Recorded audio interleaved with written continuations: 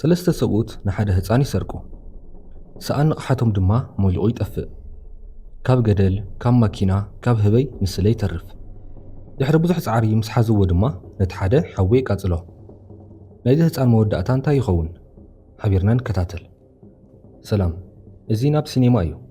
ከምቲ ልሙድ ተራእያ ዘይትፈልጥ ፊልም ሒዘልኩም መፅእ ኣለኹ። ሰብስክራይብ ብምባል ናብ ሲኔማ ይተዉ። ሰናይ ምክትታል።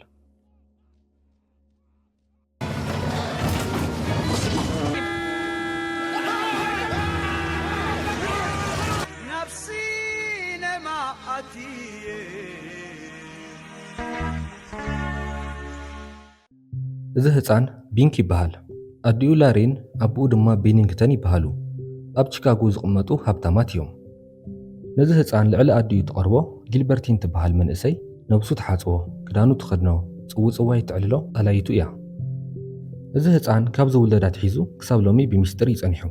ወለዱ ፍሉጣትን ሃብታማትን ስለ ዝኾኑ ድማ ኣብ ጋዜጣ ብዛዕባኡ ዜና ክስራሕ ይውስኑ። እቶም ጋዜጠኛታት ናብቲ ገዛ እንትኸዱ ድማ ሰለስተ ሰረቕቲ ካብ መገዲ ዓክትዎም።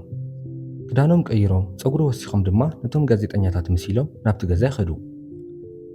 ቪኮን ኖርቢን ነቲ መስኣሊ ከዳልውዎን ከለዉ ኤዲ ድማ ኣብ ማእከሎም ኮፍ ይብል። ጊልበርቲን ነቲ ህፃን ብጅሮሎ ተምፅኦ። ኤዲ ሓፍ ምስ ኣበሉ ድማ ፍረ ነብሱ ይሃርሞ። ንቪኮ ድማ ካብ ማኪና መብራህቲ ሒዝካ ምፃእ ኢሉ ይሰዶ። ቪኮ ድማ ነታ ማኪና ናብ ፊኒስትራ ይፀግዓ። ንላሬን ድማ ምስቲ ህፃን ዝመሳሰል ክዳን ተኸዲንክ ምፅ ይብላ። ኩሎም ምስ ወፅሉ ድማ ነቲ ህፃን ንቪኮ ሂቦ። ቪኮ ድማ ኣብ ውሽጢ እታ ማኪና ኮፍ የብሎ።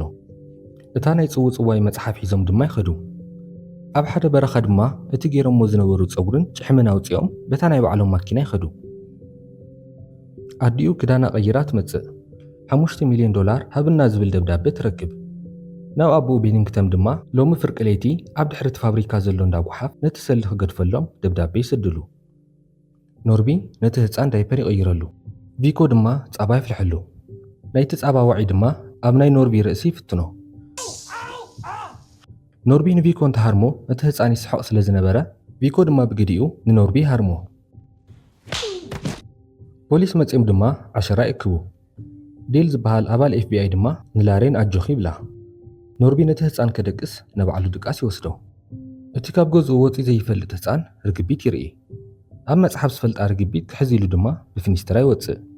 ብኣስካላ ገይሩ ንላዕሊ ድሂብ። ንኤዲ ድማ ናብ ክሳዱ ይልዝየሉ። ኤዲ ናይ ቪኮ መሲልዎ ንቪኮ ይሃርሞ። ኮይኑ ግና እቲ ህፃን እዩ። ኖርቢ ብድቃስ ልቡ በቲ ኣስካላ ክጸድፍ ክብል ቪኮ ይድሕኖ።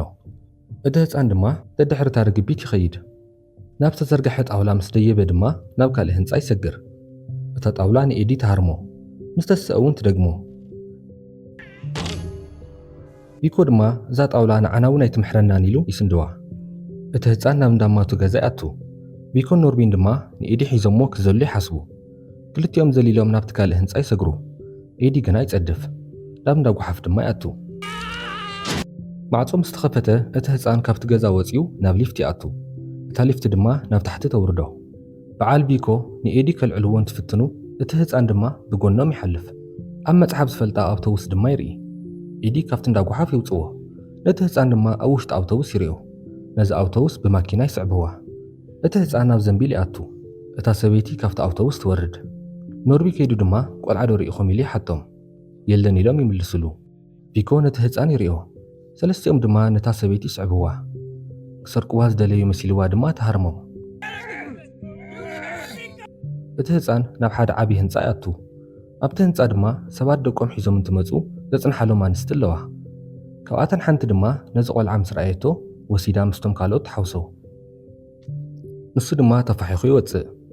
ኣብ ናይ ካልእ ህፃን ጅሮሎ ደይቡ ጥጦ ይሰቲ። ብዛዕባ እቲ ዝጠፍአ ህፃን ዜና ተንብብ ዝነበረት ጋዜጠኛ ከይረኣየቶ ብእግራ ይሓልፍ። እቶም ሰረቕቲ ሪኦሞ ይኸዱ። ንሱ ድማ ኣብ መጽሓፍ ዝፈልጣ ታክሲ ሪኡ ናብኣ ይኣቱ። እታ ታክሲ ኣብ በሪ መካነ እንስሳ ጠጠው ትብል። ጽርግያ ክሰግር ድማ መካይን ይስሕትኦ። በዓል ኤዲ ነታ ታክሲ ተኸቲሎም ይመፁ። ጽርግያ ክሰግር ድማ ይርእይዎ። ደድሕሪኡ ክኸዱ እግሮም ይርገጹ። ናብቲ መካነ እንስሳ ብሓጹር ምስ ዘለሉ ድማ ናብ ጉድጓድ ይኣትዉ። ድሓር ርጋፁ ስዒቦም ናብ ውሽጢ ይኣትዉ። እቲ ህፃን ድማ ምስ ጋውና እንዳተፃወተ ይርእይዎ። ቪኮ ክስሕቦ ይፍትን እቲ ህፃን ድማ እንዳበኸየ ናብቲ ጋውና ኢዱ ይዘርግሕ እቲ ጋውና ተሲኡ ንቪኮ ኢዱ ይጭፍልቆ ኖርቢ ብስኮፓ ገይሩ ክስሕቦ ይፍትን እቲ ጋውና ድማ ነቲ ህፃን አውሪዱ ንኖርቢ ይስንድዎ ሕጂ ድማ ናይ ኤዲ ታራ እዩ ኤዲ ክሳብ ዝድቅሰሉ ተጸቢዩ ነቲ ህፃን ይስሕቦ እቲ ጋውና ድማ ተበራቢሩ ብኢዱ ይሕዞ ሓፍ ኣቢሉ ናብቲ ካልእ ሬቲ ይስንድዎ እቲ ህፃን ወፂ ይኸይድ እቶም ሰረቕቲ ድማ ብማኪና ይደልይዎ ቪኮ ይሪኦ ወሪዶም ክሕዝዎ ክብሉ ድማ ተመሊሱ ይኸይድ ደድሕሪኡ ይስዕቡ እቲ ህፃን ናብ ቱቦ ይኣቱ ጽርግያ ሰጊሮም ድማ ኣብታ መውፂት ይጸንሕዎ ኖርቢ ኣውፅኡ ይሕዞ ክወስድዎ ክብሉ ድማ ፖሊስ ይርዩ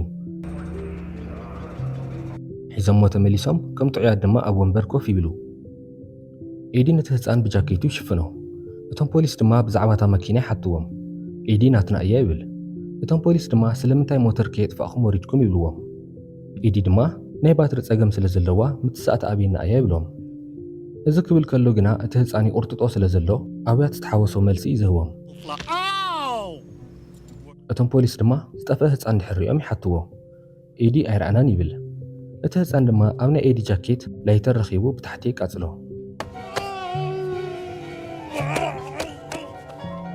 በዓል ኖርቢ ከፋንዎም ይትስኡ እቶም ፖሊስ ድማ ወግዒ ይጅምሩ ኤዲ ግና ይሳቀ እዩ ዘሎ ሒዞምዎም ክኸዱ ክብሉ እቲ ሓደ ፖሊስ ምልስ ኢሉ ስጋ ይጨንወንሎ ይብል እቲ ህፃን ሞሊቑ ይኸይድ እቶም ፖሊስ እውን ይኸዱ ኤዲ ሓዊ ይነድድ ቪኮ ድማ ፍረነብሱ እንዳረገጸ ነቲ ሓዊ ይጥፍኦ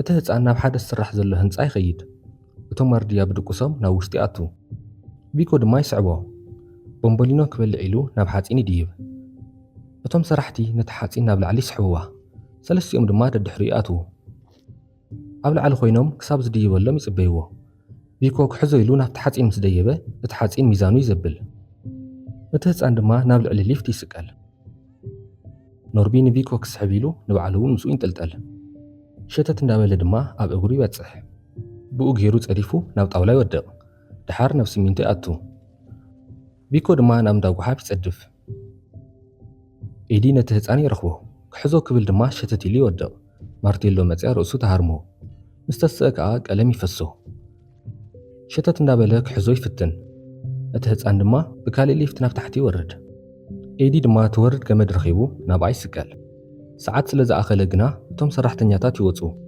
በዓል ቪኮ እውን ይመፁ ኖርቢ ሳላ ቀውዒ ዝነበረቶ ርእሱ ጥራሕ መስመስ ትብል ዴል መፂኡ እቲ ህፃን ኣብ ስራሕ ዝነበረ ገዛ ተራእዩ ነይሩ ይብሎም ጊልበርቲን ድማ ኣብቲ መጽሓፍ ዝረኣዮም ቦታታት ይኸይድ ከም ዘሎ ትነግሮም ኣብ መወዳእታታ መጽሓፍ ድማ እንደ ኣረጋውያን መጠወሪ ስለ ዘሎ ኣብኡ እዩ ዝህሉ ትብሎም ተታሒዞም ድማ ናብኡ ይኸዱ እቲ ህፃን እውን ናብ እንደ ኣረጋውያን ይኸይድ ወለዱ ከይዶም ይረኽብዎ በዓል ኤዲ ድማ ፖሊስ ይረኽቦም ፊልምና እውን ኣብዚ ትውድእ መሪፅኩም ስለ ዝረኣኹምና ነመስግን ዘለኩም ሓሳብ ርእቶ ኣብ ኮሜንት ክደፉልና ኣብ ቀጻሊ ክንሰርሐልኩም ትደልይዎ ፊልም እውን ንገሩና እዛ ቪድዮ ላይክ ምግባር እውን ኣበረታትዑና ሰብስክራይብ ብምባል ናብ ሲኔማ ይተዉ ኣብ ቀጻሊ ብኻሊእ መደብ ክሳብ ንምለስ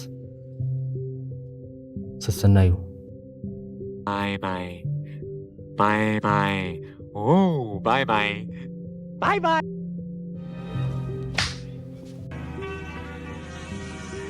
نفسي نمعتي